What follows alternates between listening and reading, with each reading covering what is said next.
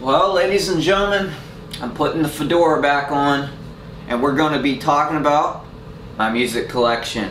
It's been quite a long time since I talked about what I have new in my collection, and I didn't even bother doing the vinyls last year. It has been a year since the last part of my music collection, if you can believe that. And since then, I've gotten a few new recruitments into my collection, especially CDs and some cassettes and mostly vinyls, just a few. I'm just going to go over all of them today. So if you have not already subscribed, click that red button, turn on the notification bell, become part of the Super Chill's family on YouTube. It means so much to me if you could share this video to your family and friends, and maybe even get them a part of this community I've built up. Thank you again for watching. Let's get right into my music collection. Since the last collection video was about CDs, I might as well talk about the CDs first. This is a Days of the New compilation that I made myself. Personally, I just got all my favorite Days of the New songs, Travis makes in general, and made a compilation with this sick album cover. It is awesome. I want to make more compilations like that. I know it's not legal. Days of the New, to me, needs more recognition, and making a personal collection for myself, for the car and driving around, it's just a therapeutic time for me. Like, Days of the New is my favorite band of all time. Travis Meeks in general is one of my hugest inspirations for music in general, so it makes sense. And bringing the tree as the album cover, it adds a new light, to be honest, with any album that I listen to. The album cover means a lot to me, and I love how it came out, and I haven't really made too many compilations before. My school gave me a compilation for my graduation not too long ago, 3 years ago actually. Kind of mind-blowing. That was 3 years ago, 2019. I can't believe it. It's almost 4 years ago as we speak.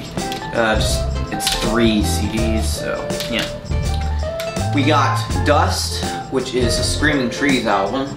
This might be my second favorite Screaming Trees album. There is another one I don't really remember. Actually, this might be my favorite Screaming Trees album, actually.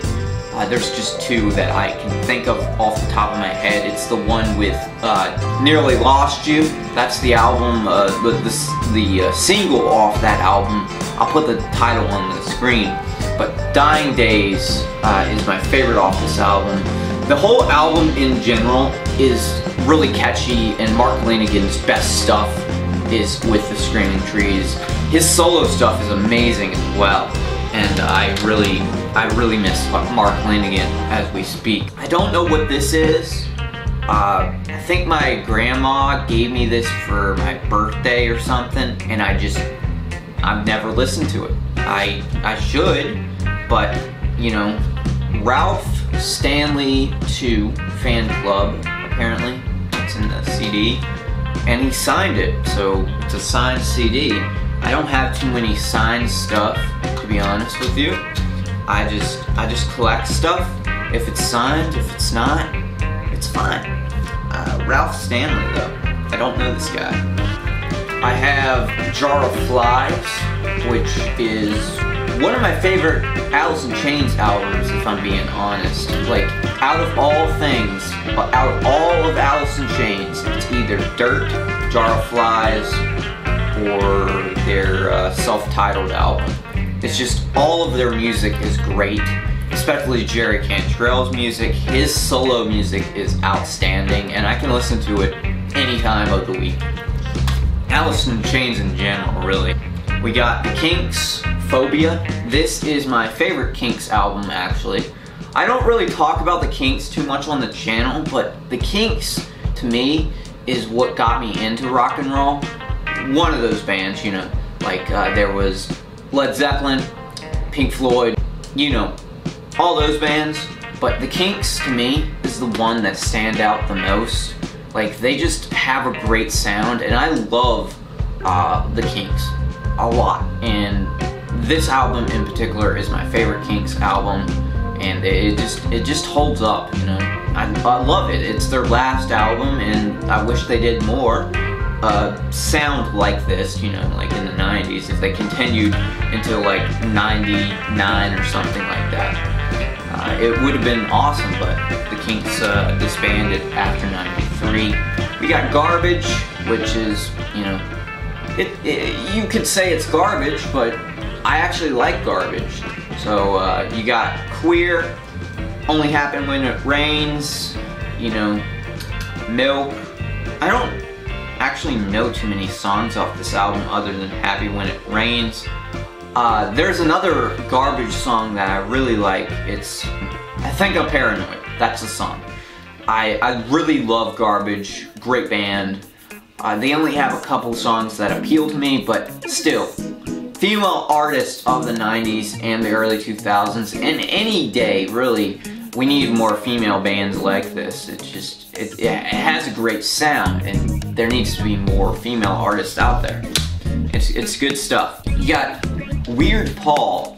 I was obsessed with Weird Paul for probably a few months, and I bought this album. I don't really remember when, but I know it was this year. I really like Weird Paul's retro style of his lo-fi. His music is like a mixture of lo-fi, grunge, and punk, and all that stuff. And I'm pretty sure he did metal as well, like an imitation of like Black Sabbath on this album. It was Bowl Cut, which is basically like, I don't really know, to be honest, but it does sound like Black Sabbath. If I'm being honest, I will put on the screen if I remember what the song is. I think it was off the first Black Sabbath album. I'm not sure. Then we have a compilation, which is summertime music. It's pretty okay. It's just summertime music, like the Beach Boys and stuff like that. Even has Blondie on there. EP from Seether at Walmart not too long ago. This album, the album, I don't know what it's called, but it's really good. It's just a great EP, to be honest. Morrison Hotel, which is one of my favorite Doors albums, actually. I like the first Doors album and this one. I can listen to any of the Doors albums, to be honest. They're not that bad. There's some bad songs, but there's also some good songs. I love The End. That's my favorite Doors song, or Touch Me. That's also a great song. And this one has Roadhouse Blues on it, and The Spy, which are my favorites on that. Dada, I got this on Amazon, but I actually saw it at Dollar Tree or Dollar General or something, one of those dollar stores, and I was amazed. Wow, they're selling Dada here, and I could have just not got it on the internet, which is more expensive than going to the store. Grab a $5 bill, go to the Family Dollar, get this album, and you're gonna have a good time because this album is just amazing. Like, I've been obsessed with this band this year. I love Who You Are, Puzzle, Moon, Here Today, Gone Tomorrow, Disneyland, Mary Sunshine Rain. Those are just a few highlights of Dada. My favorite Dada song in particular is Trip With My Dad, which is off their live bootleg, which isn't really an album, it's a live album. The Doors compilation, this is just, you know, pretty straightforward. It got a bunch of their hits on it. I think this has The End on it. Yeah, The End. Yeah, from Apocalypse Now. Cool. Yeah, The Doors. Got Soundgarden down on the upside, which I was listening to this in the car recently, and going back to Soundgarden down on the upside is like the crazy experience you can ever have. This is their psychedelic album. What's it called? Super Unknown is also psychedelic. It's very, very relaxing, very dark, very psychedelic sound. And Soundgarden just makes that sound phenomenal. And Chris Cornell is just amazing, dude. The guitar, Kim Tail, does an amazing work on this album, an amazing work on Super Unknown. Just an overall underrated guitar player. And I'm just gonna highlight a few songs that I found recently on this album that really clicks to me. Switch Opens, Never the Machine Forever, Applebite. It just has a bunch of hits on it, really. This album, I don't know if it sold well, but if it did, it did. This album is just, you need it. You need it in your grunge collection or your CD collection, because this is a very underrated Soundgarden album that not a lot of people listen to, you know. It's an amazing album. Then we got a Charlottesville Suitcase, which is a bunch of stuff on it in my area that, you know, is like folk music or something like that. I'm not sure what is on it. I haven't listened to it yet, but it's in my collection because I got it when I was looking for stuff at like a job fair or something quite a long time ago. When you're looking for a job or whatever, you find free stuff, and this is one of those things. Now, let's talk about the cassettes that are in my collection. We have Van Halen, Unlawful Carnage Knowledge, which is a great album. The original Van Halen album. Neil Young's Decade album. Jaybird demos. Another compilation. This band is really good if you can ever find their music on YouTube or whatever. The Rocco Sisters. Very good 80s music or 70s music. I found this in a secondhand store. Actually, it's from 1991. Surprisingly. 1991. Rocco Sisters. And then, again. So that is the first part of my collection. We're gonna go into the vinyls now. I hope this is good editing. I'm not too sure, but we're gonna talk about the vinyls now. I have no idea if I talked about any of this on the channel before, but we're gonna go over it anyway, because it's a whole lot of vinyls here. This is Iron Butterfly in Gata La Vita, whatever, I don't know. I just listened to the title track. I'm very guilty of that. A lot of people are. It is just something my aunt gave me, or something. I don't really remember. It was for Christmas or my birthday. I'm not sure. But my aunt gave me this album. They had this a long time ago, and I'm pretty sure this is like one of the original copies of it. I like Iron Butterfly, but I don't really go and listen to much of their music. I need to. Iron Butterfly is a good band, I'm just saying. I just need to listen to stuff that isn't that track in particular. I need to listen to their other stuff, you know? I've talked about Jaybird a lot on this channel. Something American, and this is just a great EP to start off with Jaybird. I got her new album, which is the Different Kinds of Light album. I did a review and an unboxing of this not too long ago, probably last year, around August when it came out. You can check it out on the card. But I really like this album. I don't listen to it too much anymore. I haven't been listening to Jaybird a lot recently, other than her American Pie cover. I need to get back into her music. A few years ago, when I found her in 2020, 2019, I was really obsessed with her music. Maybe a little too much. I listened to her like 20,000 times or something like that. It's why my brain just doesn't function that way, and it's crazy.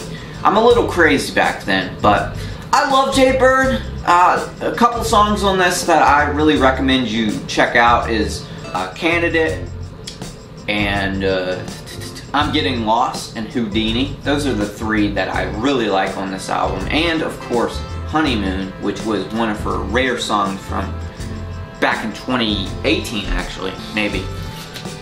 I have a unopened Jimi Hendrix album, the Jimi Hendrix Experience. And I like Jimi Hendrix, but the thing is, I wish I had that one album, Drifting, the one with Drifting on it, or, you know, Electric Ladyland or something like that. I like Jimi Hendrix, but I don't listen to his music too frequently. But that one is, in particular, I got that at Barnes & Noble, and it was a really great deal. Same with Neil Young here.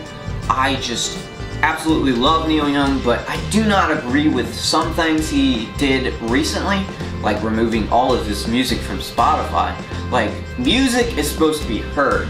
Like, this is the problem with Jimi Hendrix's state here. YouTube won't, their estate, right, won't put out any Jimi Hendrix content on YouTube, and Neil Young's the same way. He wouldn't put any of his music on Spotify or keep it up there because, oh, Joe Rogan said something controversial. Oh, wow. Like, the thing he did in the past is he wrote songs against the government, against the president, and then he does a 360 turn and just goes against the stuff that Joe Rogan is talking about. Like, that's a 360. Like, he might say controversial stuff, but this is free speech, you know. Joe Rogan can say whatever he wants because it's free speech. But the thing is, the stuff that he said also, very racial stuff, we're not going to talk about that, but in particular, the misinformation crap, blah blah blah, doesn't matter. No one cares. No one really, unless you're like old and you really care about Joe Rogan, you don't have to listen to Joe Rogan, Neil Young. You can put on something else, you know, like put on your music or go listen to another podcast, because Joe Rogan can say whatever he wants because it's free speech and whatever else. I don't know what I'm talking about, but that's just how I feel about the situation. But this is a great album. My favorite Neil Young album, if I'm being honest, is Zuma, but this one's pretty classic, very laid back and stuff like that. All of his music really is. I have a John Coltrane album that I still haven't opened. I got this for Christmas, along with my chair and new shoes and stuff like that. I also got like a Nirvana album, I think, recently. I think my dad gave me it for my birthday. But this one, I really like jazz. I need to listen to this album. It's just sitting in my collection, collecting dust at this point. It's still open. It's still in plastic, okay? And I really need to listen to these albums. I need to put on some vinyls anyway. Like, I haven't listened to a vinyl in quite a long time. We have Eddie Kendricks and H2O by, you know, Hall & Oates. H2O. Yeah, it's a classic album. And Eddie Kendricks, I got this for free when I was going to school, right? I got this, like my school was a little bit different. Like, my school was private school. Like, if you were good, like if you were a good person, a good kid, you got points, and then when you used those points, you could go to the store, or a movie, or whatever. And what I did was go to the store, this cool bookstore, music store. It has a bunch of video games too. I went to 2nd and Charles, which is the store name, and I got this in the free section. I think this was in the free section, and it had H2O in it, and I grabbed it, and it's freaking awesome. It's good 80s pop, and that's all I have to say about it. This is my first ever vinyl that I had in my collection. It was Chris Cornell's compilation, the tribute, you know, where they made a compilation for Chris Cornell in 2018, put a bunch of his awesome tracks on it, Soundgarden, Temple of the Dog, his solo stuff, all that stuff. It was amazing. I wish there was more stuff on this album, but I didn't get the deluxe edition. So, yeah. We have Three Dog Night. I don't really listen to Three Dog Night. This is One Is the Loneliest Number. You know that song. Everybody has heard that song in a movie somewhere, but Three Dog Night is an okay band. I don't really listen to them too much, but there's a lot of folk music that I haven't heard of before, and I really don't listen to too much. But Three Dog Night, this is also part of my grandparents' collection here. This as well, this is a summer collection. Dunhill is Turning on the People. It is a bunch of vinyls together, like Superstar 70s, Superstar 70s, and then the compilation right here, which is Dunhill Turning on the People. It's not bad. It's 70s music. I like the 70s, so you can't go wrong with your grandparents' music. This is my least favorite Neil Young album, if I'm being honest. This is Harvest. It's okay. It's not the greatest in the world. I prefer Harvest Moon, like I said. But Harvest is where it cultivated Neil Young. It made him famous, I think. It has the song Harvest on it, obviously. But all these songs are fine. Old Man is pretty good. The Needle and the Damage Done. It's good stuff. Keep going down. We are also in my grandparents' collection. The funny thing about Paranoid is my dad wanted this album before I even was born. And this is a classic album. It has War Pigs, Hand of Doom, Fairies Wear Boots, Rat Salad, Electric Funeral. It's just overall classic music. Classic metal music, I should say. So, yeah. Had to get a sip of lemonade. But the next one was Guardians of the Galaxy, Volume 1, which, in my opinion, the Guardians of the Galaxy movies are the best of the MCU. Volume 1 and 2, of course. Volume 3 is supposed to come out eventually. I don't know when, but James Gunn is really funny with his writing.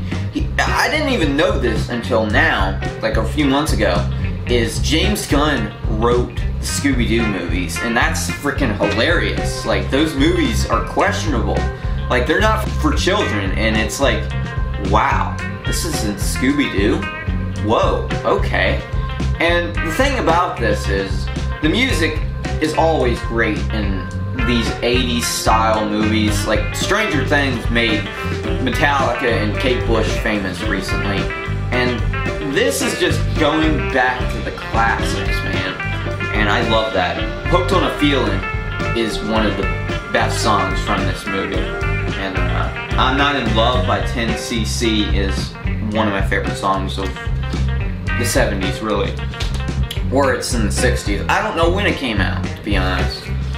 We have Robin Lane and the Chartbusters, which is one of my favorite finds recently. I got this for my birthday, or a couple weeks after my birthday, and I'm satisfied with it, to be honest. Like, out of all the things in the back of the Second and Charles store I just mentioned a while ago, that is like the best place to go and find new stuff. Like, stuff you haven't heard of before. It is a great journey, and this album and this band in particular sounds a lot like Blondie, and I can get down with Blondie. Like, this band and Blondie are just phenomenal, and I actually prefer this to Blondie. Like, if anything, I was obsessed with the game early this year or last year, the Driver Parallel Lines, which is an amazing game. I would have loved if they included some of this on the album, because this came out in, oh, actually, this wouldn't even be existing in 1978. It came out in 1981, which is an 80s, new wave style Blondie band, and I love Robin Lane's voice, so it works out for me. We have 38 Special. I don't know anything about 38 Special. All I know is this album in particular, and I really like it. It's not bad, and I need to get into their music more often, but yeah, 38 Special. This is the Nirvana album I was talking about that my dad got me for my birthday. I really wasn't expecting this at all, but Nirvana's Reading album is great. I love a lot of the songs on it. I mean, Nirvana, you can't go wrong there, a little bit. You have, what's my favorite song on this album? The Money Rolled Right In and the D7. Those are covers by, I don't remember, it was Fang and the Wipers. those are the covers on the album here. But every single song on this are cover, like songs from their other albums, and I think they performed it very well on this album. And one of my favorite Nirvana concerts is the early ones, so it works out. Like 91, 92, it just shows the prime. Even 1989 too, it's a good one. But now we're moving on to Rory Gallagher, which is his first album. And I like this album. I got this in 2020, late 2020. I never talked about it on the channel. I love Rory Gallagher, and I wish more people knew his music because very underrated guitar player. He influenced a lot of people, like such as Queen. You know, Brian May even credited Rory Gallagher as an influence on Tie Your Mother Down. And then Slash loves Rory Gallagher as well. I think they even collabed at some point. I can put a picture on the screen in the early 90s because Rory died in like 1995, so it makes sense that Slash would meet up with Rory somewhere in his life. We got Soundgarden, Live at Lollapalooza. I don't have to talk about this too much, but I love this album. I love this concert in particular. It has everything I would love about Soundgarden. Kris being crazy on stage, just shining through that amazing vocal range. It's good. And even Eddie Vedder makes an appearance in Outshined. Makes sense because those low range vocals Eddie has. My favorite Neil Young album, Zuma. I love Cortez the Killer and Drive Back, which are my favorite songs on this album. So yeah. Even Mudhoney and the Melvins covered that. That's when I got into that song, to be honest. Drive Back. This was another one I found, I think last year, maybe 2 years ago. No, it was in March of 2020. 21, I mean. This is one of my favorite album covers ever. This guy in particular, very underrated. You've got to check out his music. It's the 70s, basically. What's his name? Jess Roden. His style is very laid back, very acoustic. It just has a great sound. The 70s is just amazing what you can find, and this album cover picture is just awesome. I love the psychedelic cigarette background, and it's just amazing. We got Mazzy Star, my favorite Mazzy Star album. I bought this with Neil Young back in 2020, I think. I have been obsessed with this album for years on end. Since 2019, 2020, I've been listening to this every December. Flowers in December is my favorite song on this album. If I'm being honest, I will listen to that every single day in December until I die because it is an amazing song. The vocals, the harmonica, it just fits so well with Mazzy Star's style. And we need more female artists that have this style out there. It's very rare. And it just makes me happy that this exists. I don't know if I talked about this. This is Daddy Hatebox. Very underrated, rare grunge band from Seattle. It has the guy from Coffin Brick in it, and it's just, I love Coffin Brick, I love Daddy Hatebox, I just love all these bands from Seattle, and even the guy from Tad is in this band, so yeah, pretty awesome. We got Jade Bird album. I don't have to talk about this at all because Jade Bird, I already talked about her multiple times on the channel. You can go find the videos. I love every single song on this album. I've heard it multiple times. Super Unknown, like I said earlier, Down on the Upside, they shine through that psychedelic feel and just Crispy and the most amazing vocalist out there, and Kim Tail with those amazing guitar solos. And then I forgot to talk about Matt Cameron. His drumming is insane on this album, especially down on the Upside as well. Any album by Soundgarden is going to shine through with Kim Tail and Kris and everybody else in the band. It just, they all fit so well, and it makes Soundgarden, you know what I mean? And that is Super Unknown, which I can tell you a couple of my favorite songs on that recently. 4th of July happened not too long ago, you know. That's a good song to listen to right now. And then like Suicide, The Day I Tried to Live, Head Down, Black Hole Sun, you know. All good songs. This I got I got this for free actually, off of Amazon. Like they gave me, like you bought like 5 albums, vinyls, right? And then they give you one for free. I have the Chamber Brothers, which is a great funk band from the 70s. I gotta say that right now. Time Has Come Today, that's my favorite song on this, probably. I don't really remember too many of their songs, but I really like this band. And you gotta listen to more 70s funk if you really want to appreciate them. Bad Motorfinger, I don't have to talk this too much. I've always loved this album, my favorite Soundgarden album if I'm being honest. It just has a really great alternative metal punk sound to it, and I just love it. Soundgarden outshines all of the competition, to be honest, in the 1991. I reviewed it too if you want to check that out. More Rory Gallagher. This is my favorite Rory Gallagher album actually. I talked about this never really on the channel, but every song on this is out of this world. Out of My Mind is actually a song on this, so Out of My Mind could be what I should say.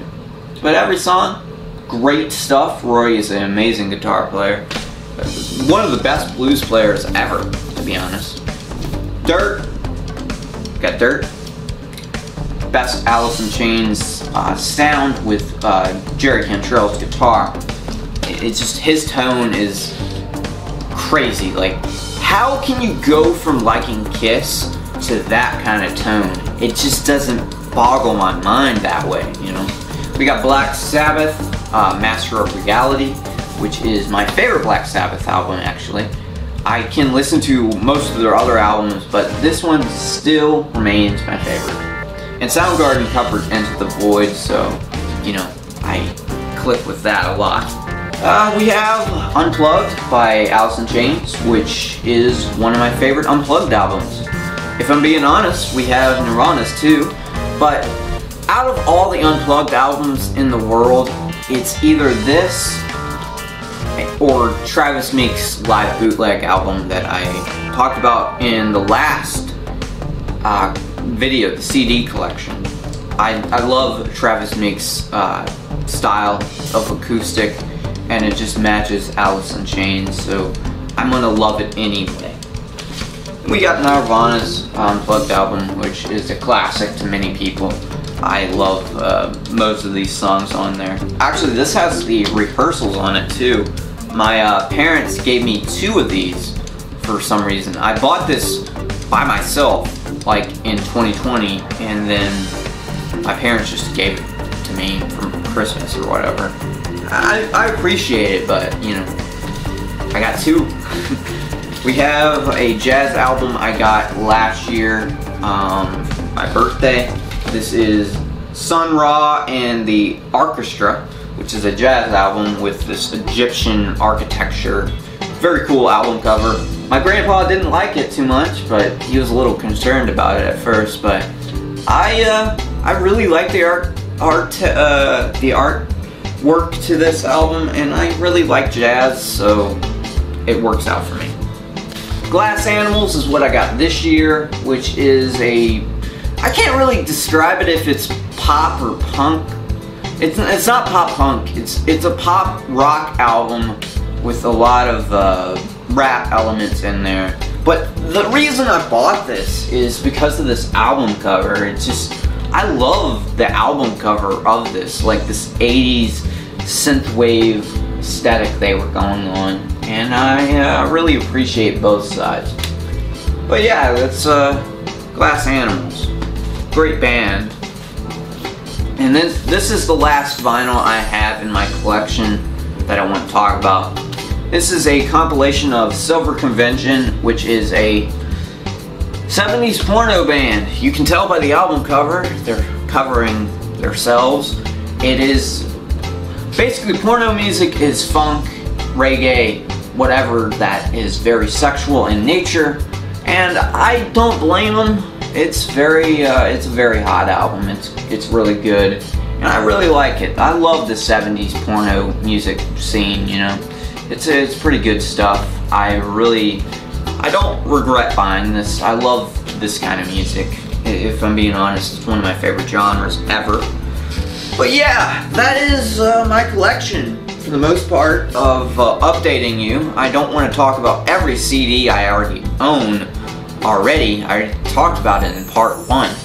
Go check out part 1 if you haven't already. And if you have not already joined the Super Chill Nebula, join that down below. Everything else will be down below as well.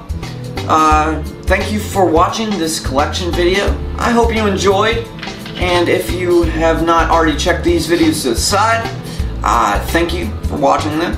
And subscribe right here. Thank you again for watching the channel. And of course, do not forget to stay super chill. I'll see you next time on the next collection video I do, or whatever I do next. See ya.